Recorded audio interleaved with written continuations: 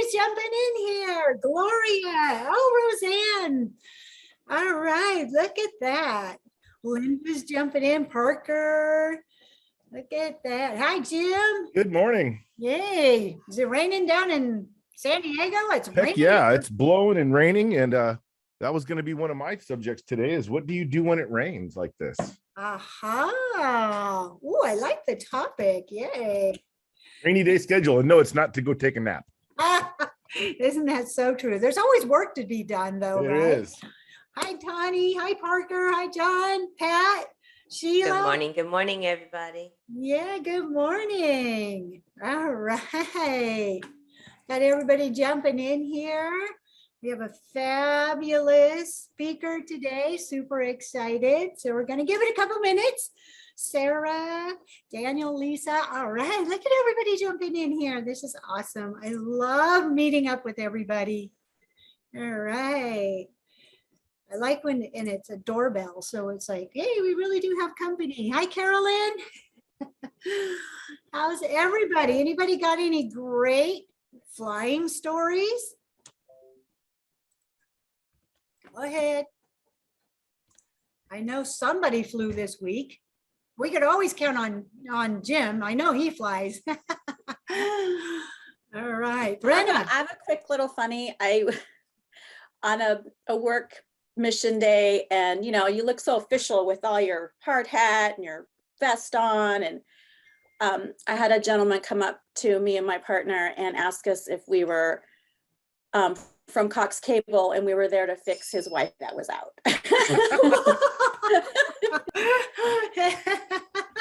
Excellent. And you had to say, unfortunately, no. No, my partner Wendy was kind of a little snarky. She said, yeah, for $50 I'll put you at the top of the list. There you go. Well, that's an entrepreneur right there. Always got to make money, right? All right, still letting a few people in here. So good to see everybody. I love our Tuesday mornings. They're super exciting. We do actually next week we'll have our last one for the year. We have a couple of giveaways that we're going to be doing. It's all about learning and education that we'll be doing some giveaways here. So you want to make sure that you join us next week. Have a couple of really cool books on the horizon that we're going to be giving away. So with that, I would like to go ahead and segue over. Looks like we have pretty much everybody's jumped on here.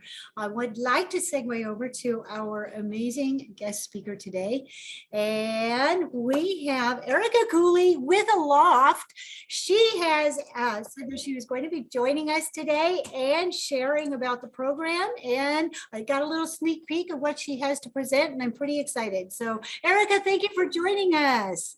Awesome. Hi, Desi. Thank you. And thanks everyone for joining and having me on Women in Drones Coffee Connections this morning. So a little bit about myself. I am a Part 107 since 2017. Started flying orthomosaics for a few gravel mines. I live in Washington State in the Seattle area. And then about a little under 2 years ago, I joined the Aloft team as their content marketing manager. I've been in the content marketing space for about 10 years, you know, everything from email marketing to content management systems, website design, things like that. So yeah, without further ado, I'm going to share my screen, start my presentation.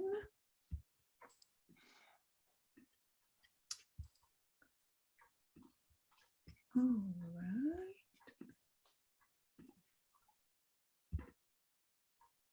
All righty. Can everybody see my screen? Okay, awesome. So today I'm really excited to talk with you guys about how to use the Notify and Fly feature on the FAA's Before You Fly app. So just a little background about Aloft. the company that I work for. We were formerly known as Kitty Hawk. So in case that name resonates with people, about 7 months ago, we changed our name to Aloft. And we are the market leader in drone aerospace and UTM technologies.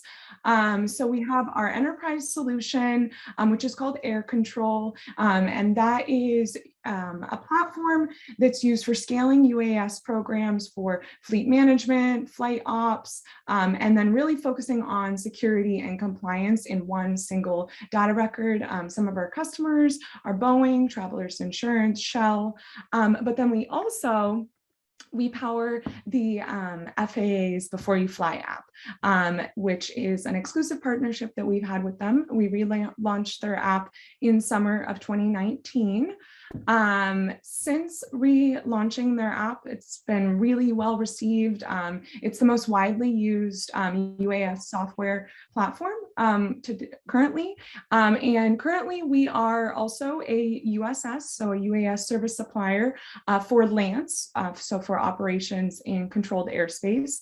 And we are currently processing 75% of all the Lance authorizations that come through that system in the US. So moving on to our new feature, which is Notify and Fly, that we launched at Commercial UAV Expo in August. And Notify and Fly is a really awesome feature. So in summer of near the end of 2020, we actually released a crowdsourcing feature on the Before You Fly app. And what that did is it allowed people to flag airspace advisories that might have inaccuracies, or say, hey, this is actually an airport or an area that is restricted for drone operations. And that feature was super well received by the Before You Fly community. We've received thousands of submissions since launching that.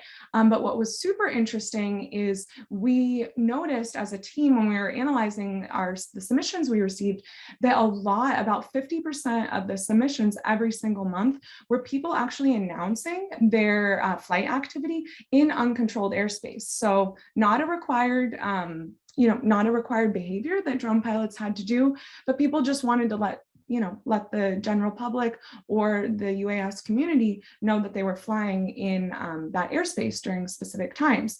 So this kind of led to the inception of developing and working on the idea of Notify and Fly. So Notify and Fly is specifically for uncontrolled airspace. So it is not a replacement for Lance for controlled airspace. But what it allows you to do is to announce that you will be flying for a period of time. Right now it's a 60-minute window in uncontrolled airspace.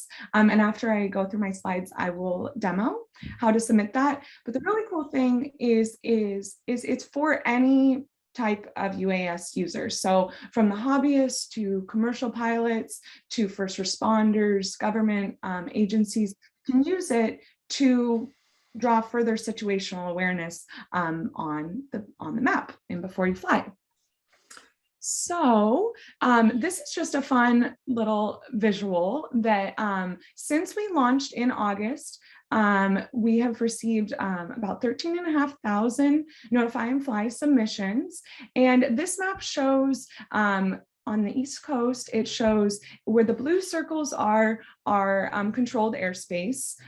So you have your grids where Lance would be applied for, but then all the red dots are actually Notify and Fly submissions that are there. And so I'll click on that, can kind of zoom in, see there's a lot of activity, people just really wanting to announce, their operations. And a cool way to think about this is it's kind of a precursor to remote ID, which will be coming down in the next few years.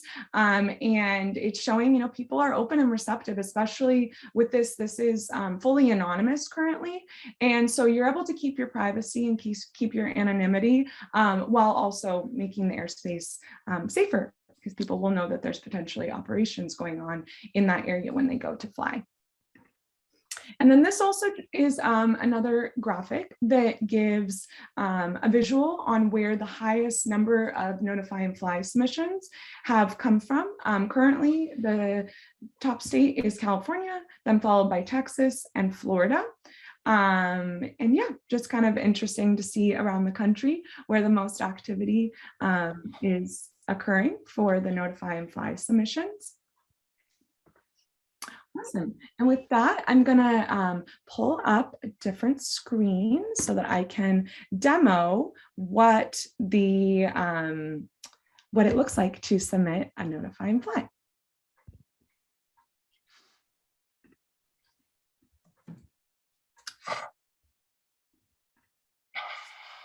Alrighty. So here I have the, so Notify and Fly is cool. We have a desktop version and we have a mobile version. So you can use either one, whichever you prefer. So here when you are on in the Before You Fly app, if you, I'm gonna zoom out, I'm here in the Seattle area. As you guys are probably familiar with, all areas that have colored circles surrounding them are either controlled airspace or restricted areas. But see here, while we're in the gray, we'll kind of zoom in. I'll come up here, maybe a little north of the SeaTac airport area, and I'll drop my pin. And so here in the right corner, there's a blue circle with a little triangle notation, and that is the Notify and Fly button. So if you click on that, the screen will pop up, gives you kind of a little information for anybody who might be new to the feature. Also reiterating that this isn't a replacement for land. So if you were in controlled airspace, it wouldn't show, which I will show that after. You can click next.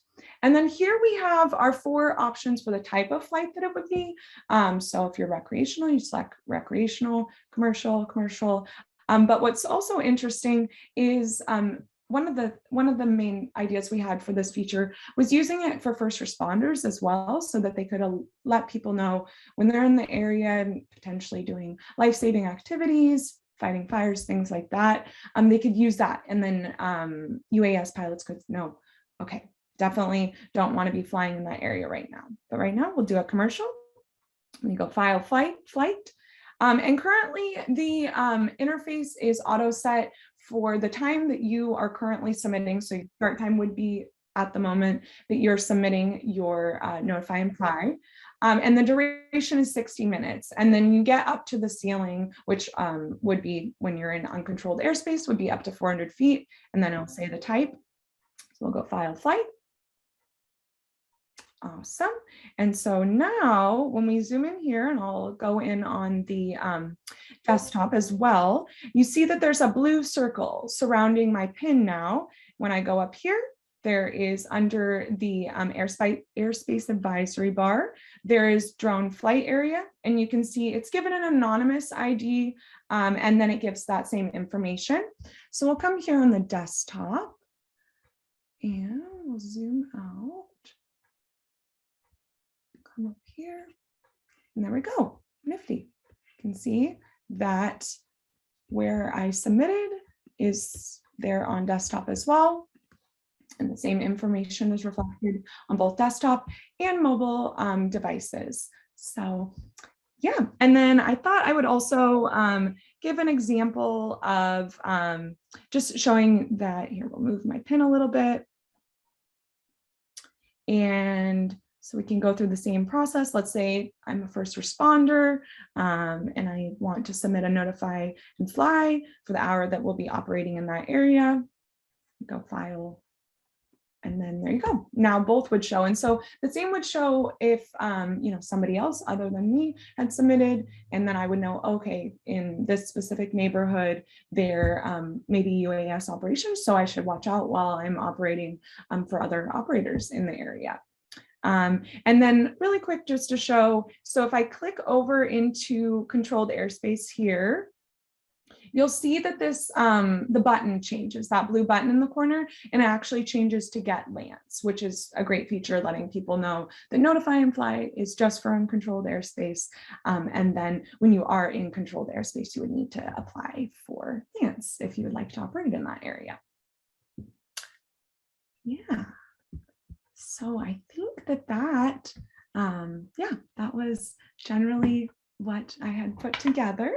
And just if there's any questions, happy to go over any of the demos, open up any of the slides anymore. And I will just pull up this last slide again, because that has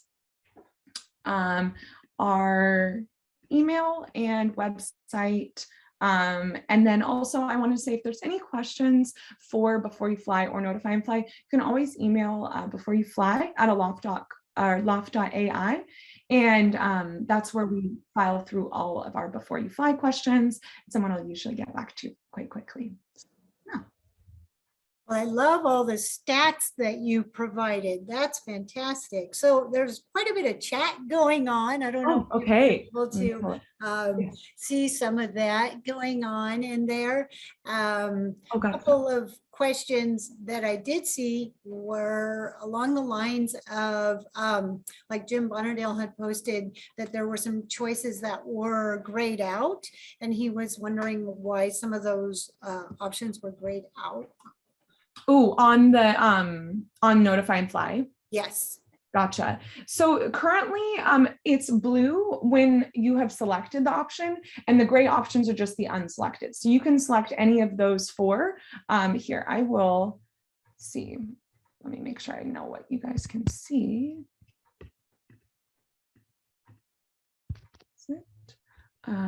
Okay, can you see my phone again? Yes. Okay, perfect. So currently I have recreational selected. If I select commercial, it turns blue and the rest are gray. So that gray is just a visual to let you know which ones are unselected and which ones are selected. So yeah. Gotcha. Great question. Yes, yes, yes. So a couple other questions popping in here as well. If someone else is using a different paid version of the Lance app, do you recommend using this one as well? Or in addition to this one being in the uncontrolled airspace is a little bit different. Yeah, so if you do have an older version of the Before You Fly app, you will need to update it to get that Notify and Fly feature to appear.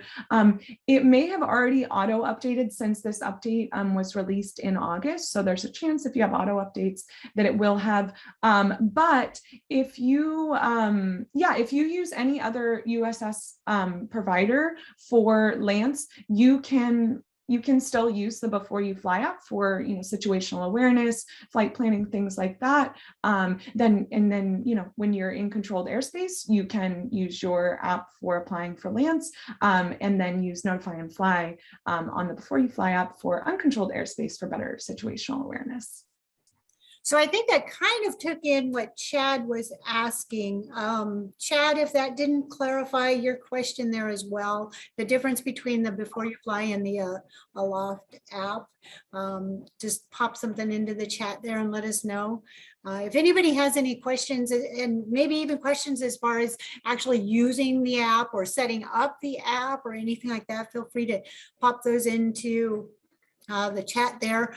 Sheila also made a comment in there about she was having some issues a while back with the Before You Fly, and seems like updates are varied and sometimes give her a little bit of trouble. So I guess she's had a little bit of trouble kind of working through those. She has a Samsung phone. I'm an Android user, and so I tend to lean towards Android apps, and sometimes they do get a little wonky, I know. So Johnny asked about, did he miss the part about why Kitty Hawk changed to Aloft? Yeah, so that I would say that was our number one question at Commercial UAV Expo. So I have a good answer for that. Yeah, so their is another I talk believe in the UAS industry. So there was slight confusion between our name, their name. We were getting some of their mail, things like that. But also just, you know, it was a new era for us, and felt like a great time to switch things up. And yeah, we're really feeling strong response in our new name, and yeah, really enjoying being Aloft. And I bet it is a popular question that everybody's asking. Yeah, And yeah, so it's just a new page. That's what Yeah. it is. And that's a good thing, right? Yeah. And I wanted to briefly mention the difference between Before You Fly and the Aloft app is a really great question, because the Before You Fly app you can think of as really great situational awareness platform. You can do situational awareness and flight planning in the Aloft app, but a lot of people enjoy using Before You Fly, and also the Notify and Fly feature in Before You Fly now is just an added layer for your own flight planning. A lot of people are putting it in their checklists for preparing for their flights, pre-flight checklists, as just something to do when they're in uncontrolled airspace, just like they would do if they were applying for Lance. But a good thing to remember is that when you are in the Before You Fly app, if you're in controlled airspace, you have to use a USS like Aloft or one of the other ones to apply for Lance. So that's the main difference, is we actually are Aloft app is what you use to process a Lance authorization, which I'm sure a lot of people are familiar with on ours or different platforms. So, yeah. So when someone is notified of a flight in that area, how does that notification come through to someone? Yeah, so as you saw on my phone where the blue circles, oh, I'm sorry, let me clarify. Is that for Notify and Fly or for Lance? The question. Notify and Fly. Okay, perfect. So as we saw on the phone, these are my two blue circles where I applied or where I submitted a Notify and Fly. So if any of you guys opened up the Before You Fly app right now and then came into the Seattle area, you would see these two blue circles as well, just like we're seeing here on the desktop. Awesome, awesome. It looks like Tani has just posted a question as well, as far as she said, I see aircraft presets in Aloft. How does that work with the integration of flight control programs in her drone? Yes, that is a good question. So in terms of you're using, I'm assuming she's using the like free Aloft platform. And so I think on presets, it's to do with are you using the like making automated maps in? So I haven't actually used it with the upgrade. I was just kind of trying to go through and familiarize myself with some of the features that had been built in. Yes, I am using the free platform, but when I go into the configuration, like it just seems to offer a lot of settings in the option to control settings that I would normally set in my DJI Fly or my Go4 app. So I'm wondering if that is for a specific purpose, or does it interact with or override any of those settings? Like what, I guess, what's the intended use of that portion of the system? Yeah, so I may not be the best person to ask about this, but I do think that they should correspond to your DJI Fly, depending on which DJI drone that you use, and you should be able to fly using those presets in the Aloft app. I have flown I have a Phantom and a Mavic 2 in the Aloft app, so you should be able to do that. Yeah, and like you can also make maps. The automated maps are pretty fun. I've used some other automated mapping software in the past, and they're pretty similar and interesting overlap in terms of like waypoints and things like that. Thank you. Yeah, great question. Thanks. And Jim has asked about, can we get Google Earth type satellite image for this type of planning? Oh, so is that question specifically? I think it's called like KPIs, like downloading Google Earth files and then uploading them in. Okay. Yeah, so I think that I'm not 100% sure if that feature is offered currently in the free version of Aloft. We have Air Control, which is our enterprise software, and I know you definitely can use KPI files in the Air Control platform. But I'd love to get back to you on that question if you want to drop your email in. Sure, thank you. Yeah. How about for viewing this image right here that you have like up on your screen? If we wanted it in a satellite view. Oh, yeah, that's a great question. Yes. So if you go on this right hand little box, I can do it on the phone as well, but it actually it shows you all the different layers, which is also a really nice kind of reminder that you can always go onto this tab to read what each of the different colors of the map layers mean. There's a lot, so it's helpful. But if you go down here under map styles, we're currently in the air controlled light viewer, but there is also a satellite version. So there we go. Yeah. So now we are viewing everything in satellite, which is great. I actually use this when I'll have flights that are in pretty populated areas, just to kind of get an idea of the terrain around, whether there's schools, fire stations, things like that, just so you know the area. But yeah, and then let me change it in the mobile app.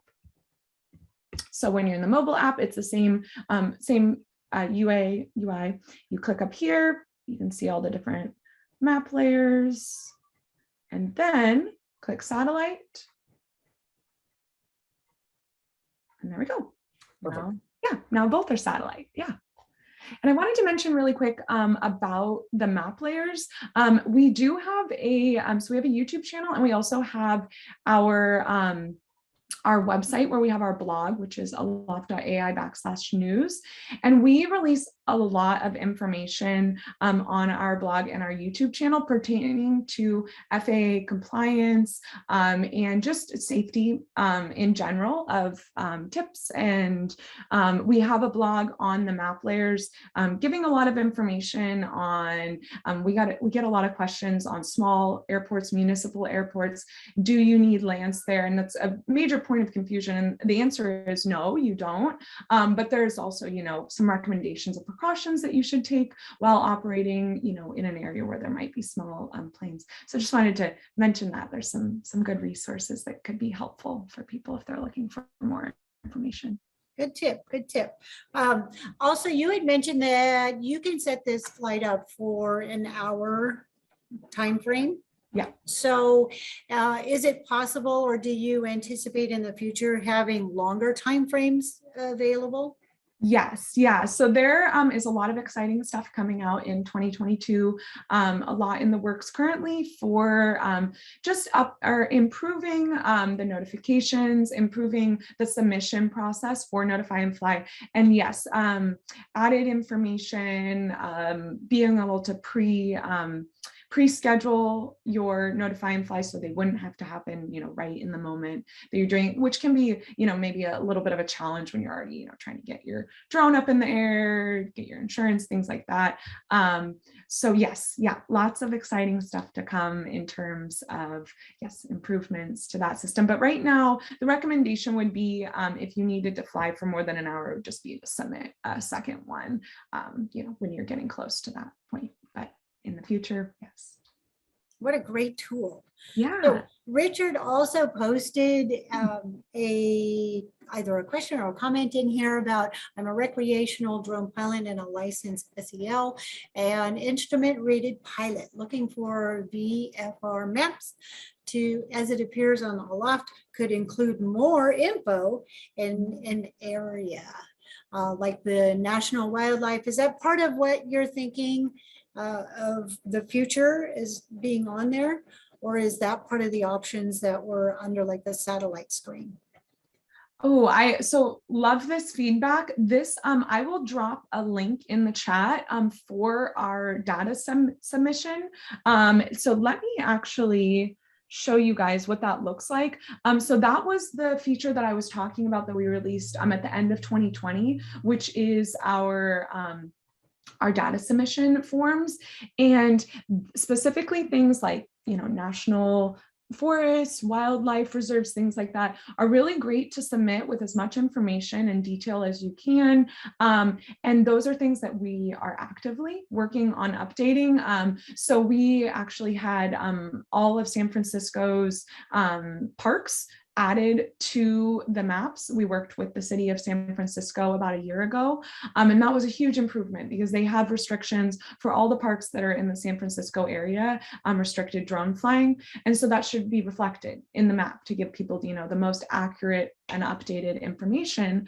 So yes, submitting those at any time is so wonderful, and something that we really appreciate. So I will go, so we can just, let's say there's one here.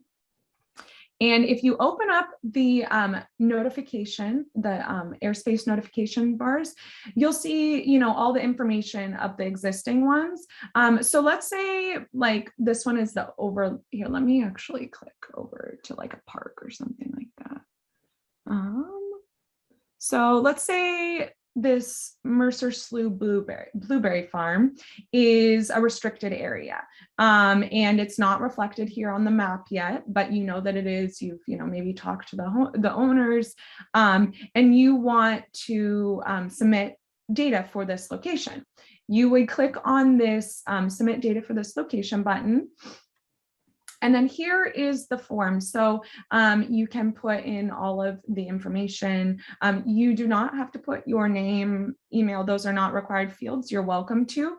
But then down here under category is where you would want to start putting the details as to why this area is restricted, you know, the information that you know specifically about this area. So we'll just say this is a, we'll just say this is a local rule. And then here in this, why should this location be added to the Before You Fly app? That's where you'll want to, you know, type out as much information as you have specific to that area. And then it automatically takes the latitude and longitude from the app, put in there. You're welcome to put the street address, and then you just click submit. And then it will send us all that information. And then we'll start working on processing that through our system. And then the only other thing is there's also a flag and airspace advisory. So let's say this Over Lake Hospital EMS one, I feel that it's incorrect. There's something I know about it. You can click this blue question mark, and then you can go flag for review. And then what that is that's just a second form that has similar fields that you would select. And the only thing that's different in this one is that you want to let us know why you're flagging it, what part of the advisory you feel is incorrect. So it could be the location, the ceiling, maybe the ceiling is a different height, timing, accuracy, and relevance. And then, yeah, it gives the automatic information from the app, and then you'll just click submit on that as well. Yeah. So it's a great question. I'm really glad that came. Yeah. Thank you, Richard. Awesome. So what happens if, like, on a day like today here in not so sunny Southern California, we have to cancel it? Oh, that is a great question, Desi.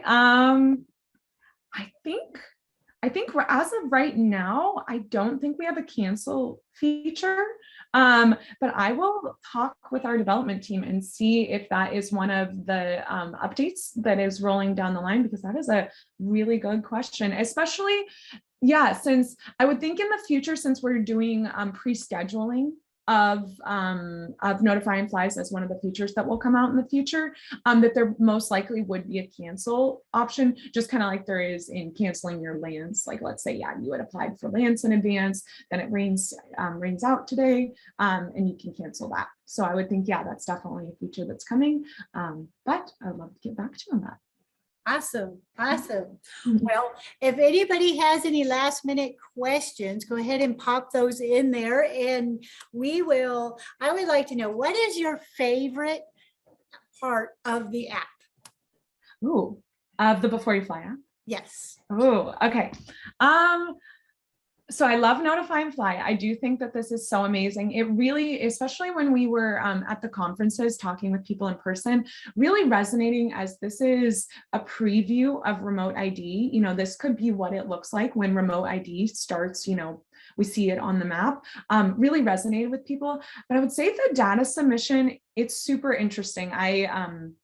I help manage some of those submissions and I get notifications for them, and really just seeing how engaged people are in making sure that the map is accurate. They want to make sure that the right information is there, and that, you know, everybody in the airspace is having the most updated information so that they can fly safely in the national airspace. I really think is exciting. And I mean, since we launched that feature, literally thousands of submissions from, you know, just homeowners. Sometimes we get them from people who are not part of the UAS industry as well, which is super interesting.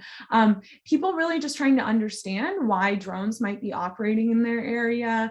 We received a lot of submissions like during the wildfire season, just people wanting to make sure, you know, there's drone activity in this area and it has to do with the wildfires. Please be safe in your own, you know, recreational and personal operations, so you're not interfering with those.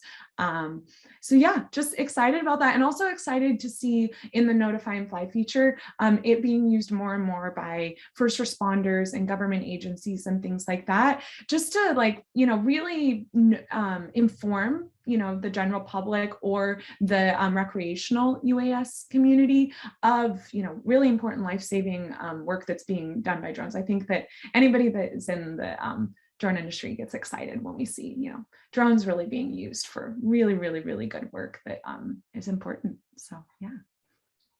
I love it. And I love that people can just go on it and see surrounding activity. Yes. And that's key, you know, other drones and other operations are nearby.